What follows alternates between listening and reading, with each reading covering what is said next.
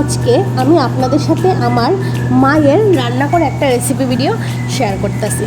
এই ভিডিওটা হলো চাল কুমড়ো দিয়ে মাছ আর শীতল দিয়ে রান্না করা রেসিপি। চাল কুমড়োটাকে আমি ছোটো ছোটো করে কেটে নেব, ভালো করে ধুয়ে কাটতে হবে বা কেটেও ধুতে পারেন।